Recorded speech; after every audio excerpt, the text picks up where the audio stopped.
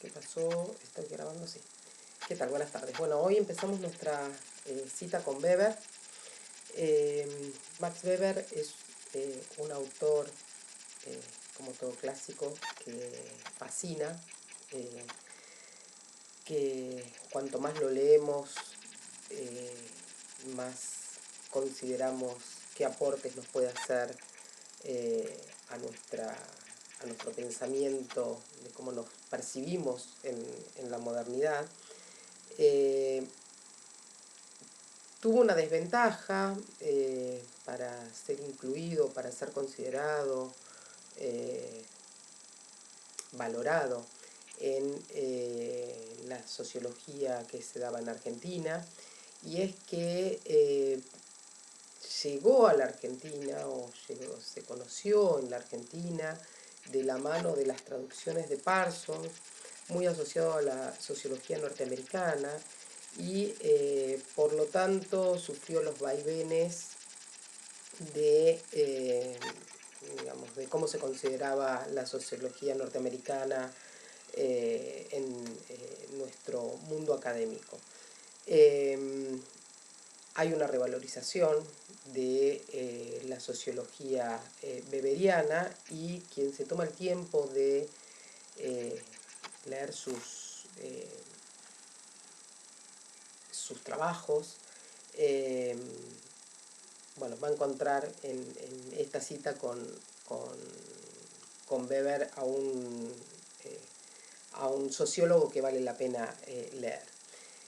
Como intento presentar a cada uno de los autores, primero tenemos que entender el contexto en el que escribe Weber. Max Weber, que es jurista, que es economista político, que se va a ocupar de temas sociológicos, pero es también es,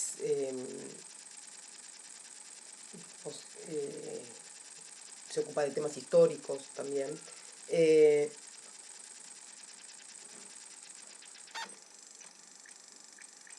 Se cría, nace en un contexto de una Alemania en la cual hay un particular espíritu de revalorización de la cultura alemana. Su infancia está marcada por el logro de la unificación alemana que se produce bajo la monarquía de los Hohenzollern, y de, digamos, todo el impulso de una Alemania que aparece como muy pujante. Su padre, como funcionario político, como jurista y funcionario digamos, de ese Estado alemán, bueno, participa de, de esta idea de revalorización de la cultura alemana, de lo popular alemán. Eso como, digamos, espíritu de época que va a contextuar la obra weberiana. Por otro lado, tenemos que entender las discusiones que se dan en Alemania en ese momento respecto de esta perspectiva dualista que se da en Alemania entre las ciencias de la cultura, esta oposición entre ciencias de la naturaleza y ciencias del espíritu, o ciencias de la cultura y ciencias de la naturaleza, las cuales, como les puse en el resumen de teórico, a las primeras se les atribuye esta posibilidad de establecer causalidades, legalidades, es decir, de encontrar leyes del desarrollo de conceptos abstractos, y para la segunda se reserva esta idea de lo singular, lo específico, de lo propio humano. Y en este debate, en esta discusión, también atravesado por las influencias del idealismo alemán, de esta separación que establece el idealismo kantiano entre también las ciencias las ciencias de la naturaleza, para las cuales reservaba la razón pura, y las ciencias del espíritu, las ciencias de la cultura, para las cuales se reservaba la razón práctica, más la influencia del idealismo hegeliano, aunque en Max Weber lo que vamos a encontrar es a un neokantiano. Bueno, todas estas influencias, que se las resumí un poco en el apunte teórico que les subí, van a hacer que Weber participe de una discusión respecto de las posibilidades heurísticas de las ciencias, las posibilidades de equiparar el estatus de las ciencias del espíritu, de las ciencias de la naturaleza, de encontrar una relativa objetividad, y vamos a ver cómo él trabaja desde el punto de vista metodológico para proponer un tipo de objetividad científica, pero desde una metodología totalmente diferente, desde el subjetivismo, en realidad, proponiendo esta separación entre lo que él considera los juicios, entre lo que son los juicios de valor, las preferencias, las ilusiones, las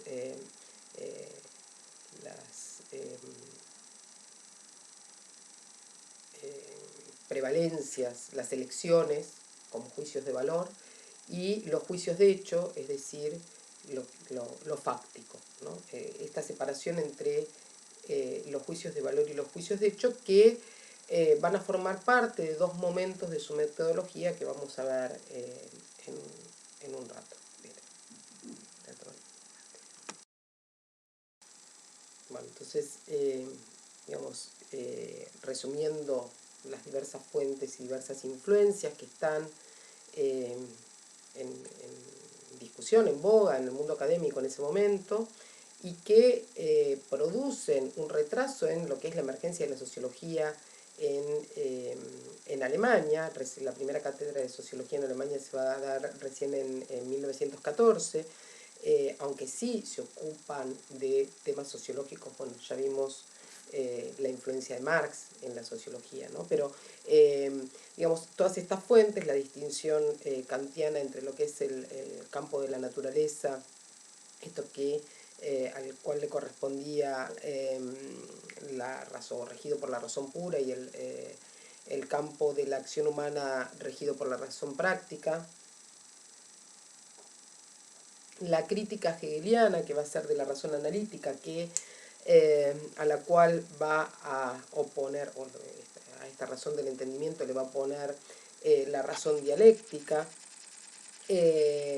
toda la influencia del movimiento romántico alemán, influido por esta idea del Volks, de la cultura popular, de la cultura del pueblo, de la tradición alemana, este espíritu de época producido también por la posibilidad de unificación de esta Alemania bajo este imperio de los Hohenzollern. Bueno, ese es el contexto en el cual podemos encuadrar la obra de Weber, que escribe, ¿sí?, una generación posterior a Marx, que para muchos comentaristas, tenemos la mitad de los comentaristas tratando de ver cómo complementa la tesis marxista, y la media biblioteca de comentaristas diciendo que en realidad está oponiéndose o refutando la tesis marxista. Después vamos a trabajar esto, vamos a ver esto, si les interesa. Pero digamos, en este marco, en este contexto, él desarrolla un tipo de sociología que es la sociología comprensiva, porque es una tercera vertiente de la sociología, que se opone por un lado a la sociología positivista que vimos en Durkheim, está pegada a los hechos, y que por el otro lado se va a oponer al marxismo en lo que tiene de monocausalidad, o de considerar una única perspectiva, o la perspectiva de los intereses materiales exclusivamente como motor ¿no? La lucha de clases como motor de la historia o basado en la base material como última instancia.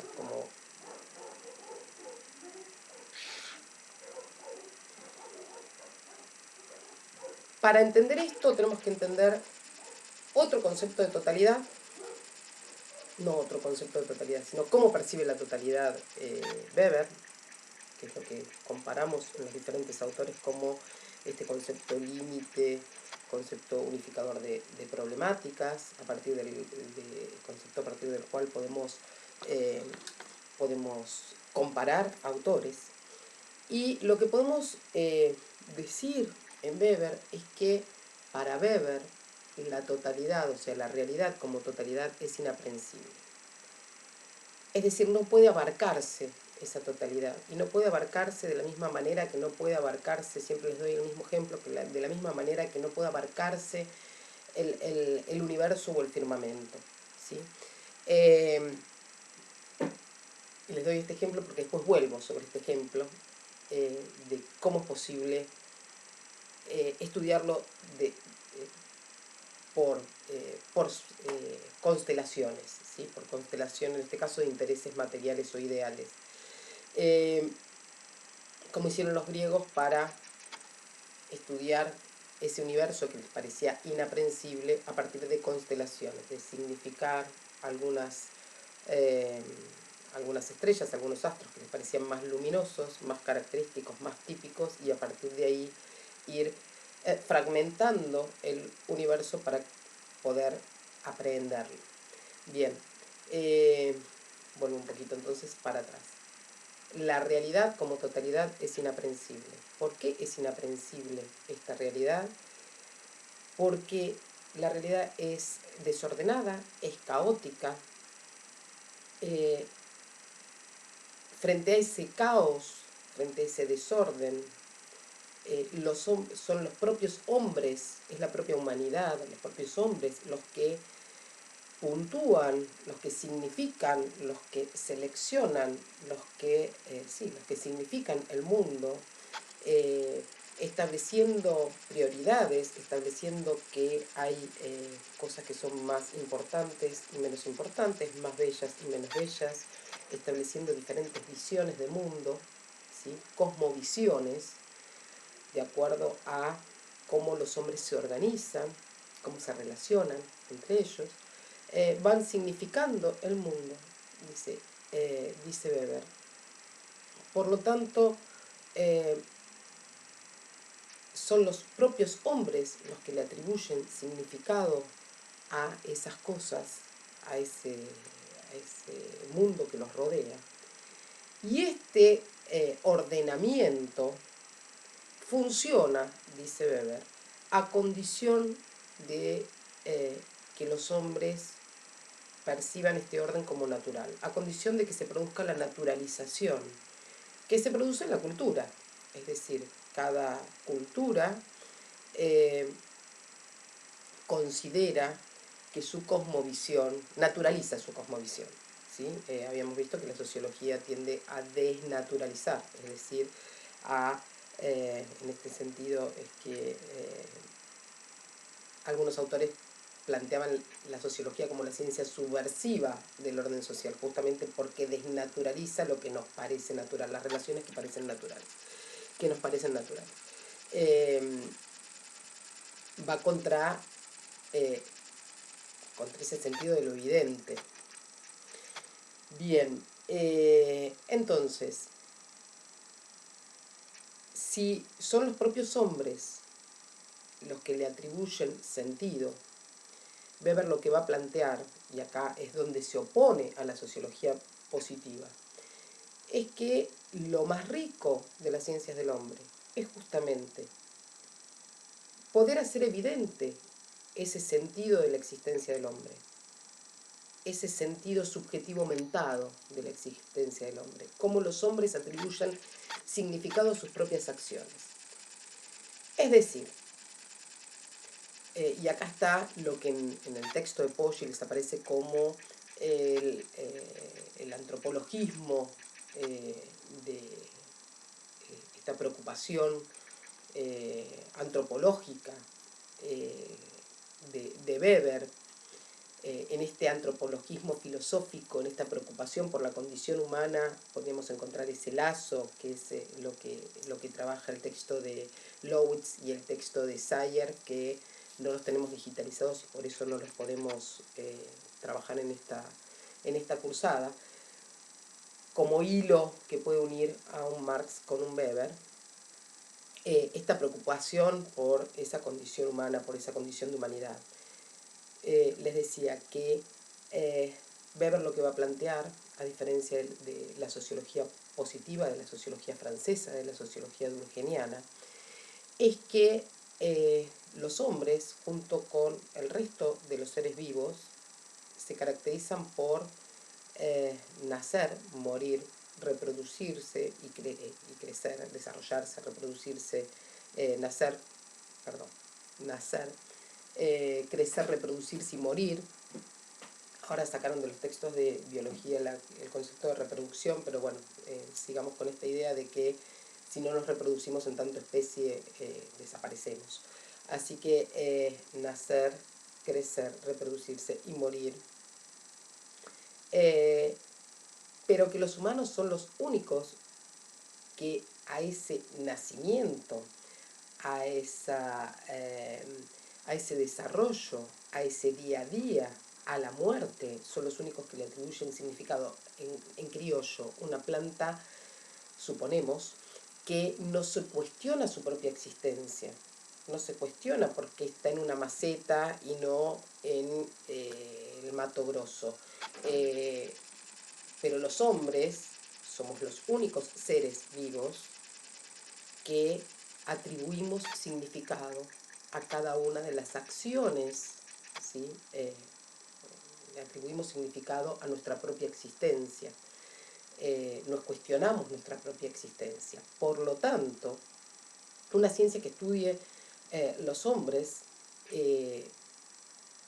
no tendría sentido que fuera igual a la ciencia que estudia los otros, a los otros elementos, objetos de ciencia de la naturaleza, porque estaríamos sacándole justamente lo propio humano, que es la atribución de significado. Por lo tanto, vamos a tener entonces una primera aproximación, un primer entendimiento de cuál es la discusión que está tratando de zanjar Weber.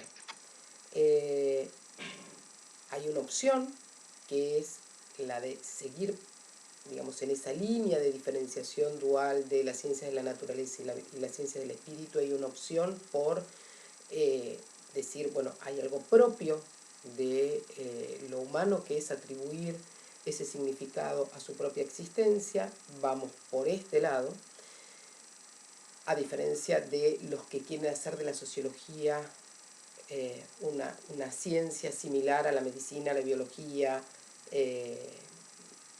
con, digamos, a una sociología positiva como la de Durkheim. Vamos por el lado de las ciencias del espíritu.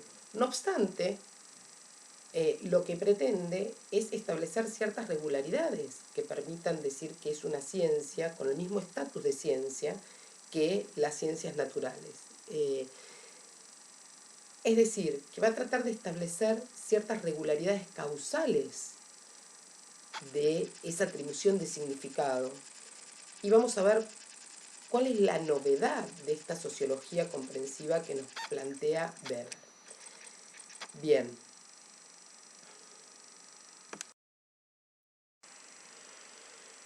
Es decir, que con Weber vamos a tener, Weber va a establecer las bases de lo que se puede considerar una epistemología de los fenómenos sociales a partir del establecimiento de estas regularidades,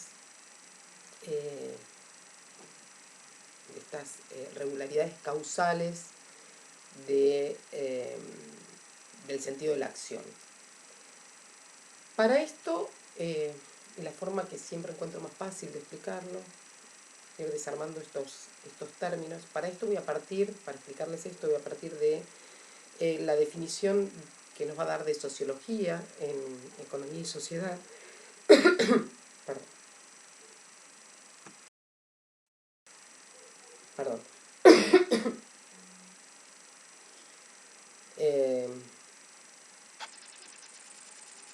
Les decía, a partir de esta definición de sociología que nos da Weber en ese capítulo que ustedes tienen para leer de economía y sociedad,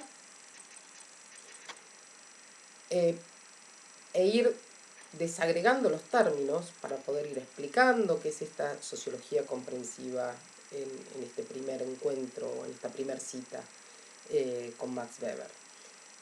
Bien, Weber nos dice, la sociología es la ciencia que intenta comprender, interpretándola a la acción social para de esta manera explicarla causalmente en su desarrollo y efectos. Es la ciencia que intenta comprender, interpretándola a la acción social para de esta manera explicarla causalmente en su desarrollo y efectos. Les pido que, no tengo pizarrón, así que les voy a pedir que se lo vayan anotando para que puedan ir viendo cómo voy desagregando cada uno de los conceptos. Tendría que conseguir un pizarrón no tengo, no he conseguido. Sociología es la ciencia que intenta comprender interpretándola a la acción social. Es decir, que ahí tenemos ya acción social como término, tenemos ya cuál es el objeto de la sociología weberiana. El objeto de la sociología weberiana es la acción social. En el texto que ustedes tienen para leer, Weber, que es un obsesivo definiendo, nos va a ir diciendo qué es acción, y va a decir, acción es todo comportamiento humano que tiene un sentido subjetivo mentado, es decir, que hay un procesamiento mental para quien lo realiza. Acción es todo comportamiento humano, no es de los animales, no es de las plantas, es humano, es un comportamiento humano, con un sentido subjetivo. Ese sentido subjetivo es lo que lo hace comprensible, ¿sí? Comprensible para el resto, comprensible porque compartimos un universo de sentidos, de atribuciones de significado, porque compartimos una cultura, ¿sí? Ese sentido subjetivo mentado es lo que otro humano puede comprender. Después vamos a ver de qué maneras, pero es lo que nos permite relacionarnos, el poder comprender ese sentido subjetivo mentado. Entonces, acción es todo comportamiento humano con un sentido subjetivo mentado por quien la realiza. Y acción social es todo comportamiento humano que tiene un sentido subjetivo mentado, es decir, pensado, procesado, que pasa por acá. Cuando este sentido está referido a otro, está referido a otros, o a un contexto, a un orden producido por otros. Y acá voy a explicar. Cuando tiene en cuenta al otro, esa acción social, en el ejemplo que ustedes tienen, en el texto que ustedes tienen, dice, les da el ejemplo de personas que salen de un teatro y está lloviendo cuando salen y abren el paraguas, ¿no? Que abran todos el paraguas juntos para evitar mojarse, es una acción, pero no es acción social, porque una acción social no es una acción imitativa de muchos. Pero si alguien le llega a ofrecer el paraguas a otro, es decir, que tiene en cuenta a otro o a otros, ahí sería una acción social. Les doy el ejemplo de el choque en una intersección, el accidente entre dos ciclistas, y les dice, si dos ciclistas chocan en una intersección no es acción social, aunque intervengan dos personas, pero si uno intenta esquivar al otro porque lo vio y lo intenta esquivar, es una acción social porque es una acción con un sentido subjetivo que tiene en cuenta a otro o a otros, o a un orden producido por otros. Y acá voy a explicar un orden o un contexto producido por otros, que no es más que un orden cultural, o un orden económico, o un orden político, un contexto. Ejemplo, si yo quiero viajar a Europa, cuando se pueda, si yo quiero viajar a Europa, ¿sí?, tengo que considerar un orden, un contexto producido por otros. Y es que en Europa, para manejarme en Europa, tengo que viajar con euros. Entonces, por lo tanto, tengo que cambiar mis pesos argentinos por la moneda que se maneje en el otro lugar. Eso es una acción con un sentido subjetivo que tiene en cuenta un contexto producido por otros. Por lo tanto, eso también es una acción social, aunque sea mi acción individual. ¿Se entiende? ¿Por qué? Porque lo que intenta hacer Weber es, y esto es el individualismo metodológico que les explica Poggi, que es un comentarista excelente de la obra de Weber, es la reconstrucción a partir del individualismo metodológico, es decir, a partir de esa acción social que por considerar el sentido subjetivo aumentado tiene que ser evidentemente individual, pero a partir de la reconstrucción de esas acciones sociales individuales, reconstruir la acción colectiva, la acción de los grupos, como verdaderos protagonistas de la historia. Es decir, que lo que le interesa es la reconstrucción de lo social, ¿sí?, de las acciones sociales con sentido, de las relaciones sociales, de los órdenes sociales, a partir de la elección metodológica de la acción individual, de la acción social individual o de la relación social individual. ¿Por qué parte metodológicamente de lo individual?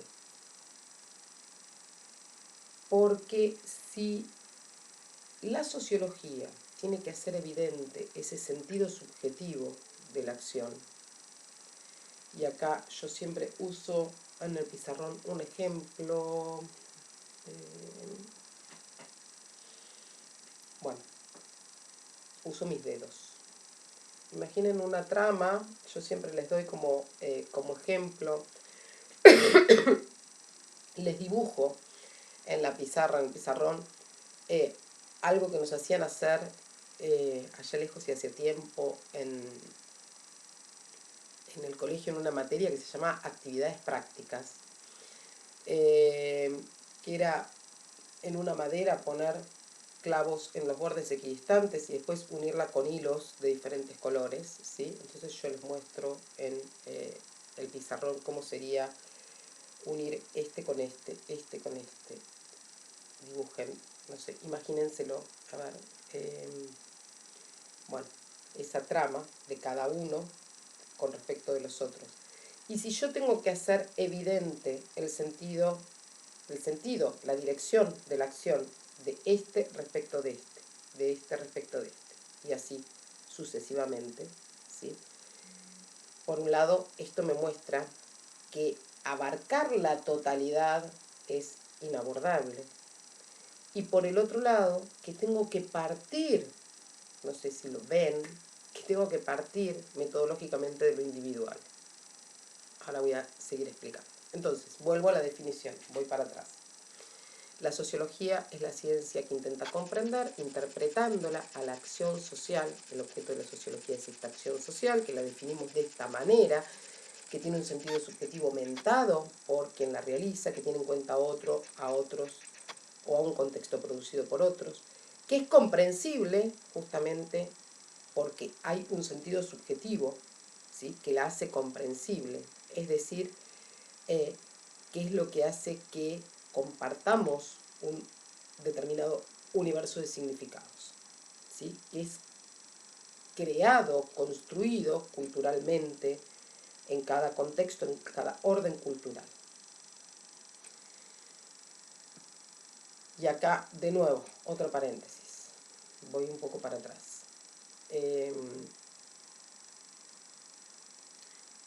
cuando yo intentaba explicarles cómo en la realidad no hay un orden inmanente, no hay un orden en sí mismo que esté dado por la realidad, sino que son las propias personas quienes puntuamos, quienes construimos, quienes atribuimos ese significado a la realidad y decimos qué es lo que vale, qué es lo que no vale, qué es lo que vemos y lo que no vemos, lo que significamos y lo que no significamos, lo que valoramos y lo que no vamos a valorar. Un ejemplo que por ahí sirve para que se entienda, que yo uso mucho, es, por ejemplo, cuando yo estudiaba de chica geografía, me decían, no sé, entre tal provincia y tal provincia, el límite es tal río, porque el río es un límite natural. Entre Argentina y Chile, el límite es la cordillera, porque la cordillera es un límite natural. ¿Natural? ¿Según quién? Natural para nuestro orden cultural, que un río sea un límite. En Chile, en Santiago de Chile, el río pasa por la mitad de la ciudad y no se considera un límite. O sea, está la ciudad con el río en el medio. En París está el río en el medio, no es un límite natural o limita zonas de París. Es decir, que es una atribución de significado que no está en el orden inmanente del río, ser límite, ser canal de comunicación. Para ciertas culturas, para ciertos pueblos originarios, es una entidad, no es ni límite, ni recorrido, sino que es una entidad a la cual hay que pedirle permiso y agradecerle por los recursos que ofrece. Para ciertas culturas, los Andes no son un límite natural, sino que la montaña es una entidad a la que hay que honrar y pedirle permiso y agradecerle poder pasar. Entonces, son los hombres, ¿se entiende esto? Necesitaría verlos. Son los hombres los que atribuyen significado, los que puntúan ese orden y le atribuyen significado. Bien, cierro el paréntesis. Vuelvo a la definición de sociología. Y la definición decía que ese es el objeto, la acción social, para explicarla causalmente en su desarrollo y efectos. Entonces, la sociología es la ciencia que intenta comprender a esta acción social. Y acá diferentes tipos de comprensión. Hay diferentes tipos de comprensión. Hay una comprensión que es esta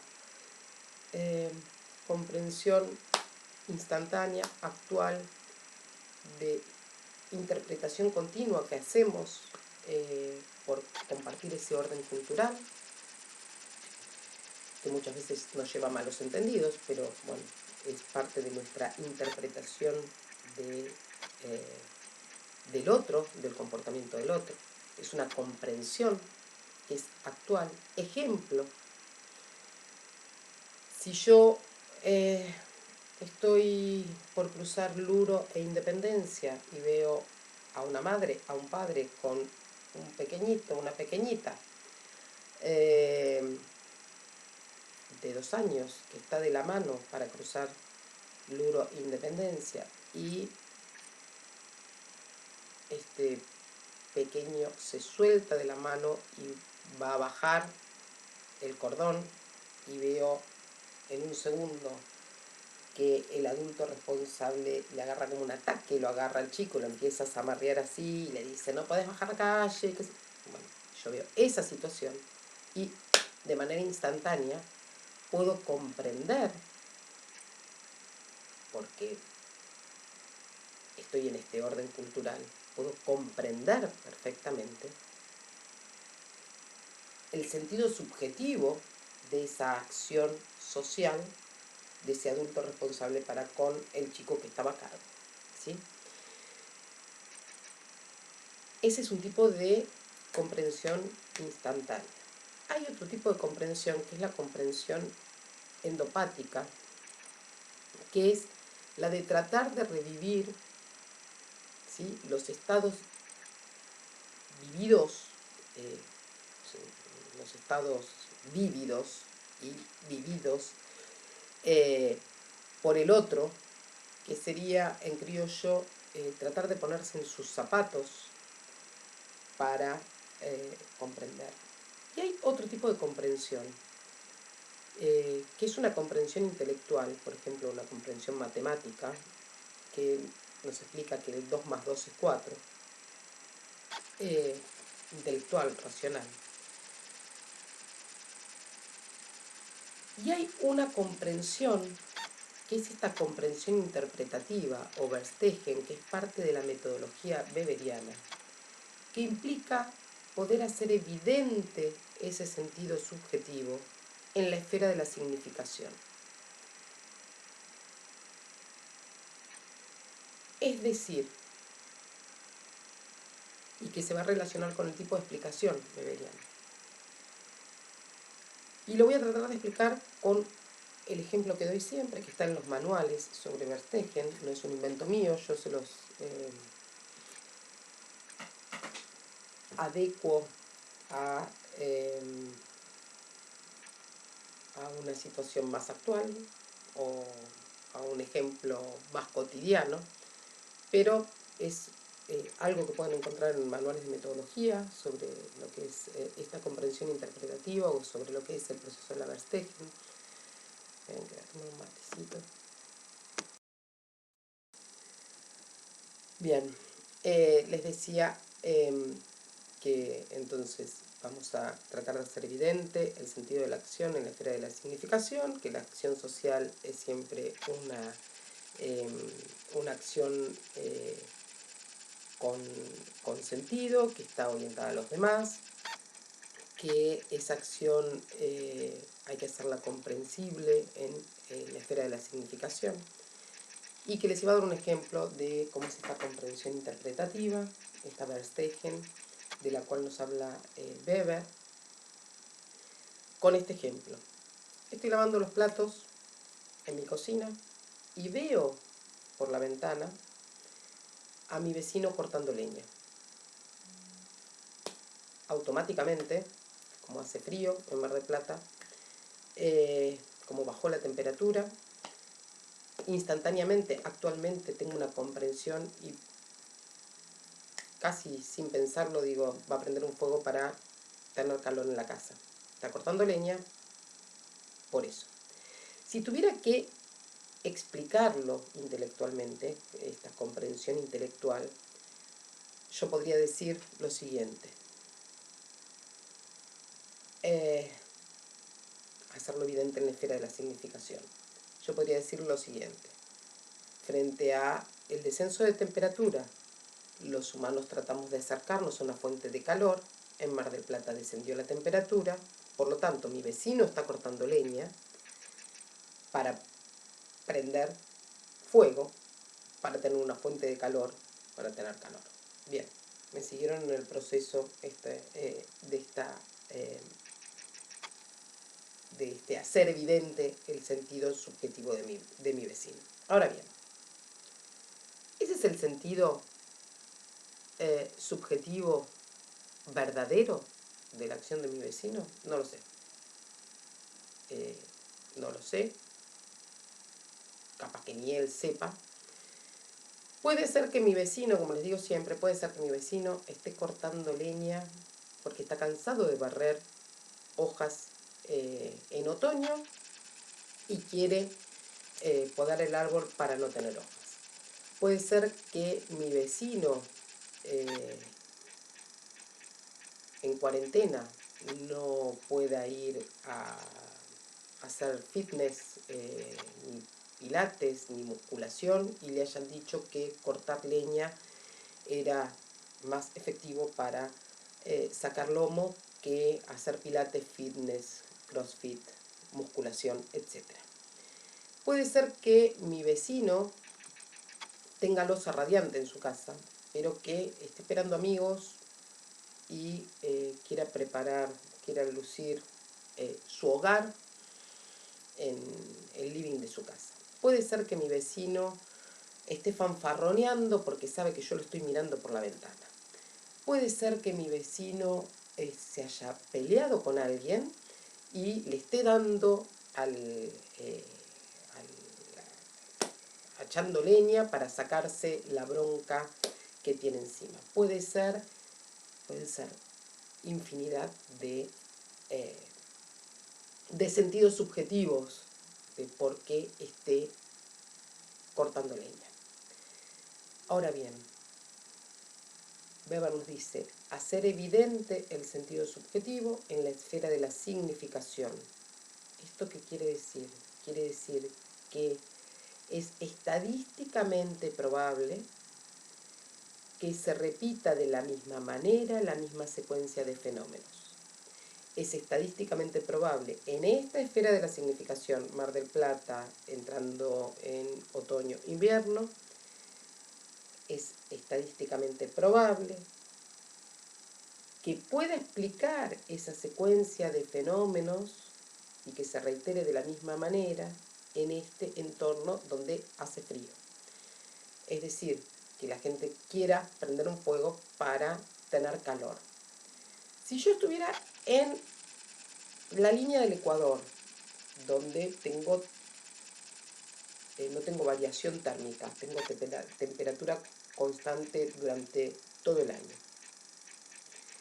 y estuviera lavando los platos en la línea del Ecuador, en el Caribe, en donde se les ocurra, estoy lavando los platos y veo a mi vecino cortando leña, no voy a pensar que quiere prender un fuego para tener calor, porque hace calor, y en esa esfera de la significación, ese sentido subjetivo no sería el sentido que es estadísticamente probable que se reitere la secuencia de fenómenos de la misma manera en esa esfera de significación, en ese contexto, con ese calor. Entonces ahí tendré que pensar otro sentido subjetivo en ese orden, en esa esfera de la significación, en ese orden cultural. Por ejemplo, que la gente corta leña porque hace palitos camarón en la playa, porque la gente corta leña para construir una cabaña, porque la gente corta, no sé, ¿se entiende? Entonces es hacer evidente el sentido subjetivo en esa esfera de la significación. Vuelvo a repetir. Es decir, que es estadísticamente probable que esa secuencia de fenómenos se reitere de la misma manera y en el mismo orden en ese contexto.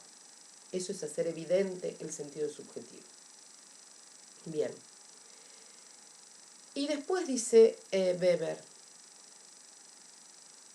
para de esta manera explicarla causalmente en su desarrollo y efectos, a la acción social, que es una acción con sentido subjetivo aumentado que tiene en cuenta a otros o a un contexto cultural construido, conformado por otros. Y acá tenemos que hablar de cómo es el tipo de explicación. Dice, explicarla causalmente. Esta explicación causal no es la misma causalidad que vamos a encontrar en Durkheim, no es la misma causalidad que encontramos en Marx, porque para Weber la realidad es pluricausal y multideterminada. Es decir, no hay una causa, un efecto, sino que hay múltiples causas, múltiples condicionamientos, múltiples probabilidades, condicionamientos, que hacen que un fenómeno se produzca. Es multicausal, pluricondicionada, pluricausal, multicondicionada, como les quede más cómodo llamar. ¿Esto qué quiere decir? Que para que se produzca un fenómeno tienen que confluir un montón de condiciones. Por lo tanto, la explicación causal weberiana, que la vamos a analizar mejor cuando veamos la ética protestante y el espíritu del capitalismo, va a ser una explicación por imputación de causalidad. Y ahora voy a explicar qué es esto. Si para que se produzca un fenómeno tienen que confluir un montón de condiciones, supongamos, acá el fenómeno, a ver, no sé cómo, a ver para que se vea, ahí. Tienen que confluir un montón de condiciones para que se produzca un fenómeno. Si esta condición no se produce, el fenómeno se produce igual, pero tarda más tiempo. Si esta condición no se produce, no se presenta, el fenómeno se produce, pero tiene menos impacto. Si esta condición no se produce, el fenómeno, tengo que tener cuidado qué dedo dejo, el fenómeno se produce, estando las otras, ¿no? Se produce, pero tiene menos amplitud. Pero si esta condición no se produce, ¿dónde está la cámara? Si esta condición no se produce, el fenómeno no aparece. Es decir, en la explicación weberiana, le va a imputar causalidad a la condición que de no presentarse, de no producirse, el fenómeno no se produciría. Sola esa condición no produce el fenómeno. Es una condición necesaria, pero no suficiente para producir el fenómeno. Sola, la presencia sola de una condición no produce el fenómeno. Pero si esa condición no se presenta con las otras condiciones, si no se presenta, el fenómeno no se produciría. Por lo tanto, le atribuyo causalidad, hago una imputación causal a la condición que de no presentarse el fenómeno no se produciría. ¿Por qué? Porque tienen que estar todas las condiciones, tiene que haber múltiples condiciones que llevan adelante la producción de un fenómeno. Pero hay una que de no presentarse, supongo que el fenómeno no se produce, y a esa se le imputa causalidad. Es lo que vamos a ver con el ejemplo de la ética protestante y el espíritu del capitalismo. Él no está diciendo que la ética protestante produce el capitalismo, pero hace una imputación de causalidad, encuentra una afinidad electiva entre capitalismo y ascesis protestante, lo vamos a ver en el próximo video, y hace una imputación de causalidad. No dice que es la única causa, no dice que es la única condición, pero sí considera que de no haberse presentado esa condición, el fenómeno no se hubiera producido en Occidente como se produjo. Bien, para terminar esta primera cita, este primer encuentro, vuelvo entonces sobre la definición. Vean describirse la definición en un papel y señalarse los términos, y van a ver que desagregando esa definición de sociología puedo dar cuenta, desarrollándola más amplia o menos amplia, puedo dar cuenta de toda la sociología comprensiva weberiana, por lo menos de lo que necesitan para comprender en este curso de introducción a la sociología. Vuelvo a repetir, sociología es la ciencia que pretende comprender interpretándola. Ahí ustedes pueden explicar qué es esta comprensión, esta Verstehen, haciendo evidente el sentido subjetivo, comprender interpretándola a la acción social, es decir, que el objeto de la sociología es la acción social. Pueden explicar qué es una acción y qué es una acción social. Para de esta manera explicarla causalmente, y ahí explicar, con el perdón de la redundancia, qué es la explicación para Weber, cómo es una imputación de causalidad, cómo es que él encuentra afinidades electivas, cómo es esta condición de pluricausalidad, pluricondicionamiento de la realidad para Weber, y que por eso intenta encontrar estas regularidades históricas.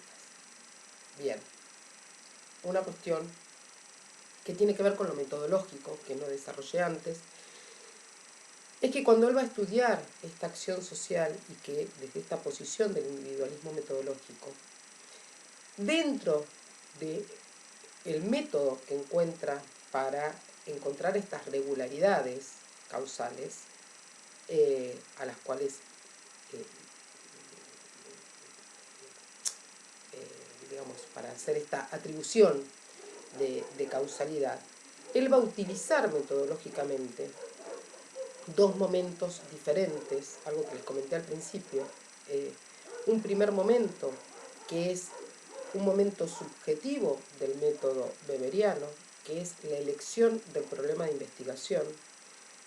Y esto sigue siendo así cuando, si ustedes tienen que hacer una beca, si tienen que hacer un proyecto de investigación, si tienen que no sé, presentar un trabajo de investigación donde tienen más o menos libertad de elección del tema y el problema, hay un momento subjetivo, primer momento, ¿sí? Primer momento de la metodología weberiana, que es el de la elección del objeto de estudio, el de la elección del problema de investigación, el de la elección del tema. Y es un momento subjetivo porque está hecho de acuerdo a los juicios de valor. Al principio del video yo les dije, Weber separa juicios de valor de juicios de hecho. En el primer momento, momento subjetivo de la metodología, hay una elección del tema, una elección del objeto de estudio, un recorte del objeto de estudio mediante los juicios de valor del investigador. Por eso se lo llama momento subjetivo, interviene la subjetividad, las elecciones, las preferencias, las ilusiones del investigador. Ahora bien, ¿es una elección totalmente individual que nos está planteando Weber? No, porque es una elección que va a estar condicionada por ese contexto cultural. Si nosotros, como ejemplo, tomamos la preocupación de los sociólogos de determinada época, vamos a ver que su elección subjetiva está influida por esto que nos decía Portantiero, las preguntas que se plantea el desarrollo social en determinado momento histórico o de contexto. Ejemplo que les doy siempre. Sobre principios de los 80, casi todos los cientistas sociales en América Latina, pero fundamentalmente en Argentina, escribían, y era su elección subjetiva del tema, escribían sobre la transición a la democracia. ¿Sí? ¿Por qué? Porque la preocupación cultural en ese momento era cómo salir de las dictaduras. Entonces se investigaba sobre el paso de la dictadura a la democracia, se tomaba como ejemplo el caso de Portugal, el caso de España, qué había pasado en Grecia, etcétera, etcétera. Se investigaba sobre eso y desde diferentes perspectivas. Ese era un tema, era una elección subjetiva de los investigadores, ¿sí? De acuerdo a los juicios de valor, pero estaban influidos en un contexto. A fines de los 80 la preocupación era la consolidación democrática y la gobernabilidad, o sea, había variado el tema, ¿sí? Había otros que investigaban otra cosa, pero la mayoría de los temas eran eso. Es decir, que en esos juicios de valor influye el contexto. Pueden influir cuáles son las líneas de investigación privilegiadas, para qué líneas de investigación hay fondos, no sé, y becas de investigación, etcétera, etcétera. Pero digamos, para Weber, entonces, hay un primer momento que es de adecuación a los juicios de valor. Juicios de valor individuales, pero que es un individuo que está inserto en una trama, en un contexto, en un orden cultural. Una vez, dice Weber, que se elige la temática, que se elige el objeto de estudio, que se elige el problema, de acuerdo al problema de investigación, de acuerdo a esos juicios de valor del investigador, esos juicios de valor se dejan de lado y se pasa al segundo momento de investigación, que es el estudio objetivo, que es el atenerse a los juicios de hecho. Es decir, que cuando el investigador investiga, no va a tratar de evitar calificar de bueno o malo, calificar de preferible o no, calificar, establecer cualquier tipo de calificación sobre lo que está investigando y va a atenerse a lo fáctico, a los juicios de hecho. Segundo momento de la metodología beberiana. ¿Cómo hace para atenerse a los juicios de hecho? Mediante la construcción de tipos ideales. Ideales, y lo tienen bien explicado en Poggi, tipos ideales no en el sentido de ideal del deber ser, sino ideales porque no los vamos a encontrar nunca en la realidad histórico-social concreta. Es decir, esta construcción de tipos ideales me va a permitir, van a ser parámetros que me van a permitir, construcciones del investigador, que le van a permitir comparar la realidad y ver cuánto se acerca a ese tipo ideal y cuánto se aleja de ese tipo ideal para encuadrarla. Pero nunca vamos a encontrar las características, los rasgos típicos de ese tipo ideal en la realidad concreta, tal cual lo describimos. Sí, podemos decir se acerca a esto o lo podemos encuadrar en esto. Weber cuando nos explica, dice, bueno, es como toda conformación de un concepto, como la manera en que cada uno de nosotros incorpora un concepto, por ejemplo el concepto de ciudad, aunque después pueda hacer diferentes aproximaciones. ¿Cómo se construye un tipo ideal? Él dice tomando determinados rasgos singulares, rasgos típicos, rasgos significativos, agrupados de acuerdo a la problemática que investiga el científico, agrupados para intentar responder a una pregunta específica. Se toman esos rasgos típicos y se ordenan de acuerdo a racionalidad, a grados de racionalidad.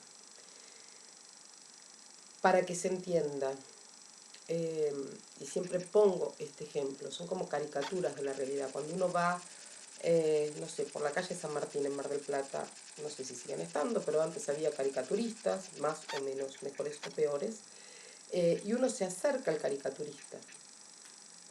El caricaturista toma determinados rasgos típicos nuestros, ¿sí?, que hacen a, no sé, nuestro rostro, la forma de los ojos, la forma de la ceja, la forma de la nariz, determinados rasgos típicos, los lleva a un máximo, los exagera, ¿sí?, de determinada manera,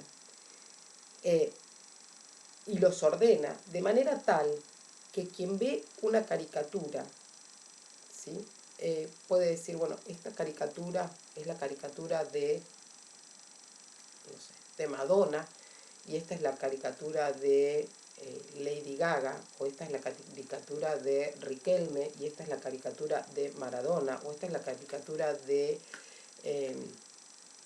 no sé, de Charly García, y esta es la caricatura de El Indio, digamos. ¿Por qué? Porque se acercan a fulano o a mengano, pero no son exactamente, ni siquiera son la fotografía, ¿sí?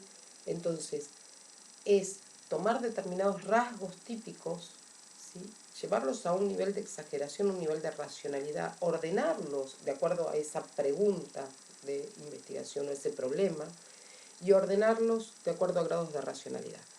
Obviamente, o no tan obviamente, pero digamos, si la pregunta es, digamos, ¿qué motiva o cómo significan los hombres su existencia? ¿Qué motiva, qué mueve a los hombres a actuar de determinada manera? ¿Qué mueve a los humanos a actuar de determinada manera? Y es decir, que la pregunta va a ser por esa acción social, por esa acción y por esa acción social, con ese sentido subjetivo, con esa manera de significar el mundo que nos rodea. La primera tipología que va a establecer Weber es los tipos de acción social, y también los va a ordenar de acuerdo a grados de racionalidad. Y va a establecer, vamos a decir 4, algunos los ordenan en 3, pero para mayor claridad vamos a establecer que son 4 tipos de acción social.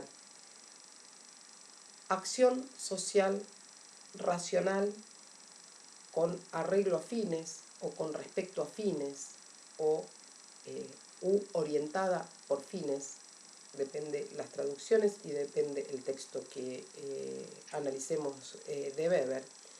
Es una acción social, es decir, es una acción con un sentido subjetivo que tiene en cuenta a otros o a un contexto producido, ordenado por otros, en el que el individuo, el actor, hace una evaluación de toda la situación, en esa evaluación hace una evaluación de los medios que tiene disponibles y elige el mejor medio para la prosecución de un fin, para una finalidad específica.